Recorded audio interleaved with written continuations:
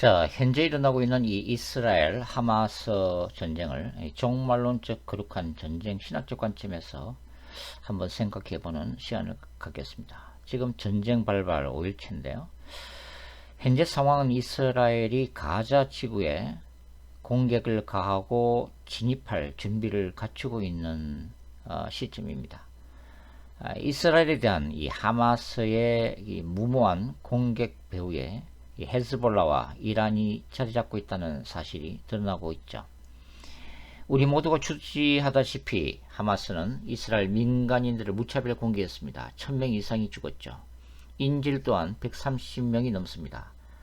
40여 구의 어린아이 시신들이 발견되었고 참수당한 아이도 있습니다. 전 세계가 하마스의 이 테러리즘에 경악하고 있는 상황이죠. 그리고 이스라엘 모사드와 미국 CIA 정보 수집 능력이 불신을 받고 있는 중이기도 합니다.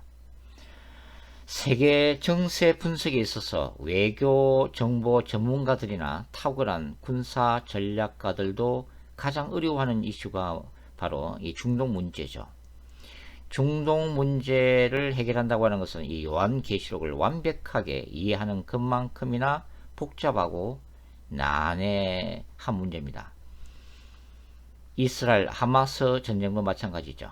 그럼에도 불구하고 크리스찬인 우리가 이 문제에 대해 한 번쯤은 깊이 고민해 볼 충분한 가치는 있습니다. 특별히 이제 종말론적 관점에서는 더더욱 그렇죠. 자, 마태복음 24장이 소위 종말론을 다루고 있죠. 24장에 1절부터 8절까지 이렇게 기록되어 있죠. 예수께서 감람산 위에 앉으셨을 때 제자들이 조용히 와서 이르되 우리에게 이르소서 어느 때 이런 일이 있겠사오며 또 주의 임하심과 세상 끝에는 무슨 징조가 있사오리까. 예수께서 대답하여 이르시되 너희가 사람이 미혹을 받지 않도록 주의하라. 많은 사람이 내 이름으로 와서 이르되 나는 그리스도라 하여 많은 사람을 미혹하리라.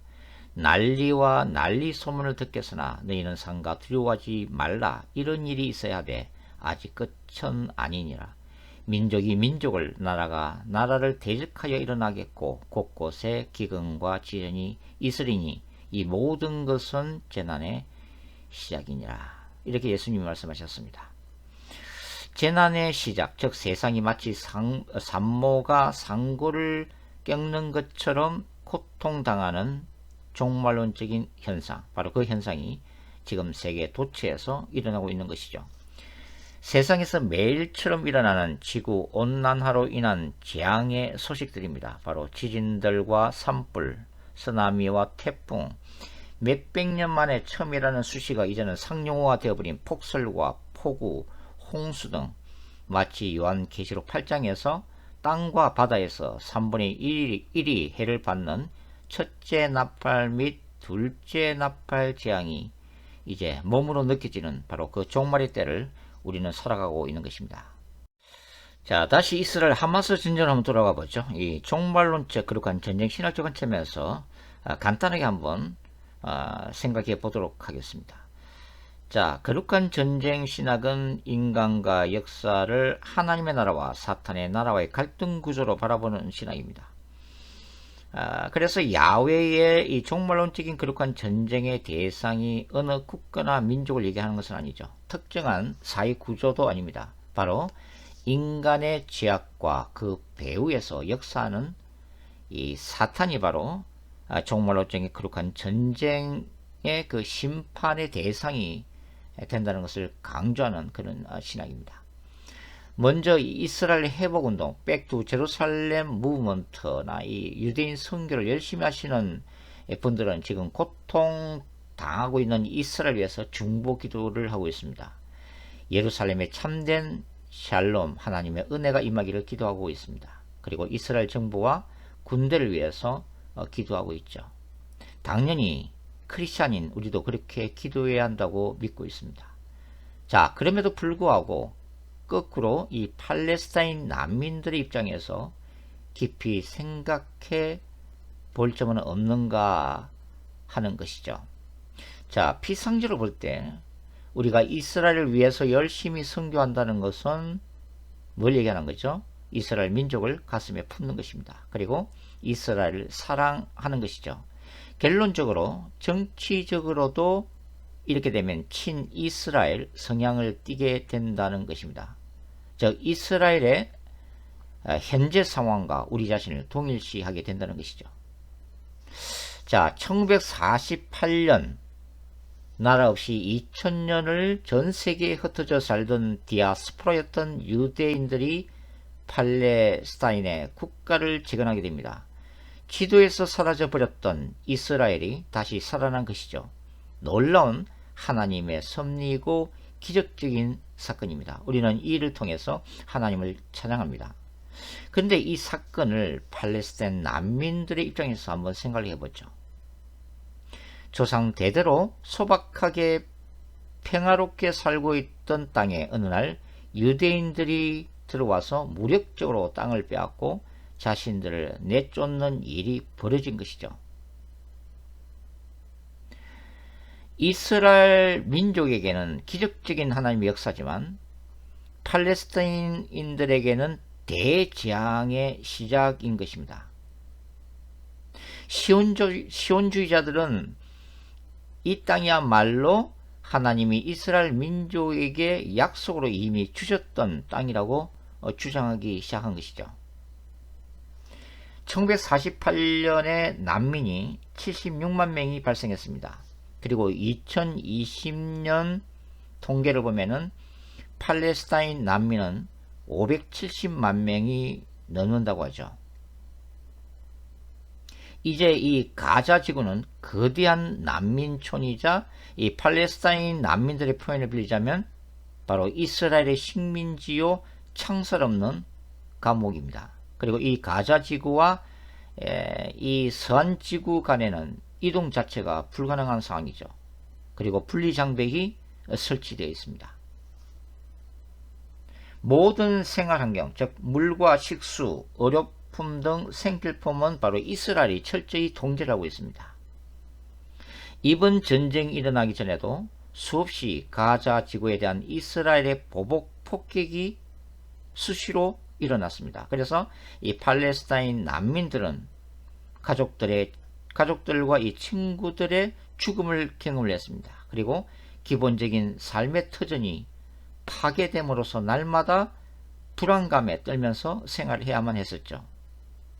이번 이스라엘 하마스 전쟁이 극우 강경파인 네타냐후 정부의 지나친 억압과 그동안에 사무친 반이스라엘 정서가 쌓인 끝에 고통받는 팔레스타인 난민들의 현실에 대해서 세상에 주목을 끌고자 도발했다는 그런 주장도 있습니다. 자, 가자 지구에 대한 이 국제 기자들의 보고에 따르면 남쪽 라파에서 북쪽 가자 시리까지 자동차로 1시간도 채 안 걸리는 이 좁은 땅 위에 무려 230만 명이 비좁게 생활하고 있습니다.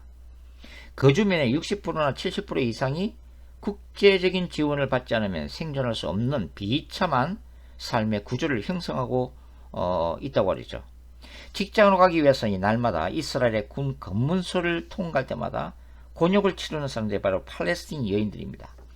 이 여인들은 이스라엘 군인들에게 이 날마다 수치와 모멸감을 당하고 있다고 하는 거죠. 비인격적인 대우를 숱하게 경험하고 있습니다. 그들은 아예 포기하면서 살고 있다고 하는 거죠. 여러분, 우리는 크리스찬들입니다. 우리는 아무래도 무슬림보다는 이스라엘 쪽에 호감이 가죠. 예루살렘을 축복하라는 구약의 말씀대로 우리는 이스라엘을 더 사랑합니다. 그럼에도 불구하고 우리는 팔레스타인들이 겪고 있는 이 고통도 지나칠 수가 없습니다. 하나님은 이스라엘을 사랑하시지만 팔레스타인 난민들도 동시에 사랑하시는 분이기 때문이죠. 여호수아가 이끌었던 야훼의 거룩한 전쟁인 이 가나안 정복 전쟁의 가르침이 오늘날 이스라엘과 팔레스타인 난민들에게 똑같이 적용될 수 있을까요? 여호수아 시대 가나안 땅의 아이까지 죽여야만 했던 거룩한 전쟁 신학이 팔레스타인 난민들을 진멸하는 정당성으로 적용될 수 있는가 하는 것입니다. 아닙니다. 결코 아니죠. 구약적인 거룩한 전쟁은 이제 신약적 영적 전쟁으로 변화가 되었습니다. 신약 성경은 비폭력 저항을 강조합니다. 예수님은 뭐라고 말씀하셨어요? 너희의 원수를 사랑하며 너희를 핍박하는 자들을 위하여 기도하라고 가르치셨죠. 신약 성경은 우리는 억울하게 남에게 해를 입은 경우에 스스로 원수를 갚으려 하지 말고 여호와께 하나님께 맡기라고 우리에게 말씀하고 있다고 하는 거죠. 가톨릭 교황권의 정치적 탐욕 때문에 일어난 십자군 전쟁이 거룩한 전쟁이 아닙니다. 19세기 총칼을 앞세워서 식민지 원주민들을 학살하고 강압적으로 캐톨릭으로 개종시켰던 제국주의적 선교 방식도 결코 거룩한 전쟁이 아니라고 하는 것입니다. 이슬람이 거룩한 전쟁이라고 스스로 말하는 지하드 또한 거룩한 전쟁이 아니죠. 거룩한 전쟁은 뭐죠? 하나님의 뜻에 순종하여 행하는 전쟁입니다. 개인적, 공동체적, 우주적 제약과 사탄을 대적하는 전쟁입니다. 하나님의 영광을 드러내는 전쟁이 거룩한 전쟁인 것이죠. 이스라엘 하마스 전쟁은 유대교와 이슬람 간의 전쟁이 아닙니다.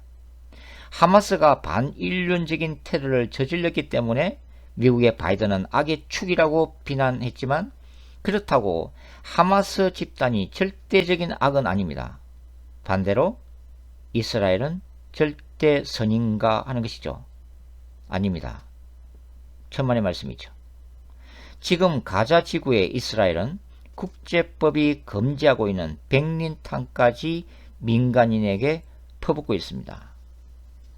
이스라엘군의 폭격으로 자녀들을 잃고 통곡하는 이 무슬림 부모들이나 무슬림 테러리스트들에 의해서 사랑하는 자녀들을 잃고 울부짖는 유대인 부모들이나 똑같은 부모의 심정입니다. 이 전쟁을 통해서 드러나는 것은 이 하나님 앞에서 심판받을 인간 내면의 무서운 죄악들입니다. 그 모두가 죄의 지배하에 있는 거죠. 유대인들만으로 구성된 이스라엘 국가라는 기체 아래 참혹하리만큼 이스라엘은 팔레스틴 난민들을 정오합니다. 한해 맺힌 이 팔레스틴 테러 집단들은 악에 바쳐서 이스라엘인들을 정오하고 있죠. 거룩한 전쟁의 대상은 국가도 아니고 종교도 아니고 인간들도 아닙니다. 이스라엘이나 팔레스타인 그 모두에게 존재하는 바로 테러리즘이죠.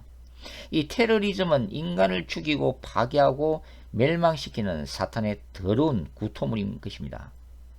크리스찬은 이 테러리즘이 이스라엘과 팔레스타인 민족 모두에게서 떠나가도록 기도해야 합니다. 그리고 그들 모두에게 고통받는 이 세상에서 유일한 희망 되신 예수 그리스도의 복음이 임하기를 기도해야 하죠. 우리는 이스라엘과 예루살렘에 평화가 임하기를 기도해야 하듯이 가자 지구와 서한 지구, 바로 그 팔레스타인인들의 소중한 보금자리에도 평화가 동시에 임하기를 기도해야 하는 것입니다. 이스라엘의 현재 입장으로서는 이 가자 지구를 무력으로 진입할 수밖에 없는 상황이지만, 그래서 이 하마스의 본거지 파괴와 전초기지를 초토화시키는 것을 목표로 하겠지만, 많은 전문가들은 이 과정에서 이 팔레스틴 민간인들이 희생당할 수 있음을 말하고 있습니다. 인질들의 안전도 보장할 수가 없죠. 그리고 만일 이스라엘이 과잉 진압을 하게 되면 지금까지 이스라엘의 우호적이었던 나라들이 등을 돌리게 될 것이고, 북쪽 레바논의 헤즈볼라 또한 본격적인 이스라엘 공격을 시도하게 될 것입니다. 초기에 이스라엘이 가자 지구에 대한 강압적인 공격을 감행한 후에 어느 정도 적당한 시점을 봐서 극적인 협상을 이끌어낼 수도 있습니다. 하마스 지도부만 응징하고 가자 지구에 온건한 팔레스타인 자치정부를 새롭게 세운 다음 팔레스타인 난민들과 평화롭게 공존할 수 있기를 기대를 해봅니다. 우리는 더 이상 이스라엘과 하마스 간의 이 전쟁이 하마스 헤즈볼라 전쟁을 넘어서 이란, 러시아, 중국을 아우르는 제3차 세계대전으로 비하되지 않기를 간절히 바랄 뿐입니다. 우리가 결코 3차 세계대전을 감당할 수가 없기 때문이죠. 오늘 여기까지 하겠습니다. 감사합니다.